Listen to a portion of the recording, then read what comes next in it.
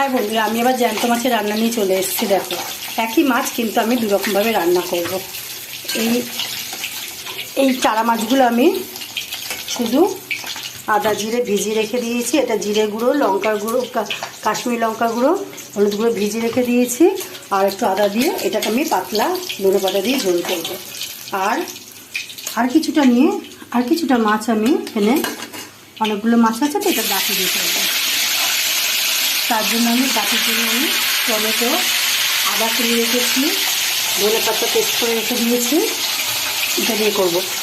আর হচ্ছে ডিম সিদ্ধ করে রেখে দিয়েছি, ডিমে মানে ভেঙে রেখে দিয়েছি, ডিমের একটা কালিয়া মতন করবো। তোমরা দেখে দেখো আমি কীভাবে কি রান্না করছি।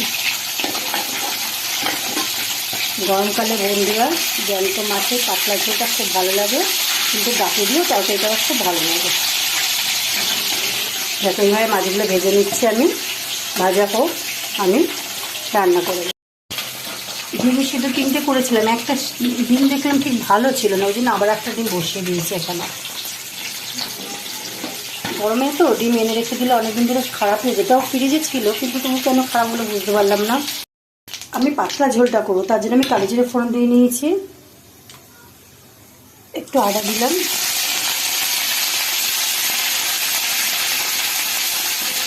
এটা বেশিক্ষণ লাগবে না, কোনো সবজি নেই তো, তাড়াতাড়ি হয়ে যাবে। এবার এই বাটা মশলা না সরি ভিজানো মশলাটা দিয়ে দিলাম।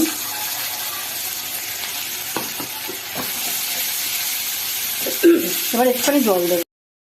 মশলাটা তেল ছেড়ে দিয়েছি। এবার আমি 2 চামচ টমেটো বাটা দেবো। এই টমেটো দিয়ে আবার করবো। একই মাছ কিন্তু ভিন্ন স্বাদে খেতে লাগবে। আমরা একটা ছোট কাতলা মাছের চারা মাছ কিনেছিলাম। এই 4 পিস আলাদা মাছ নিয়েছিলাম। দেখো, এটা হচ্ছে 50 টাকা নিয়েছিল।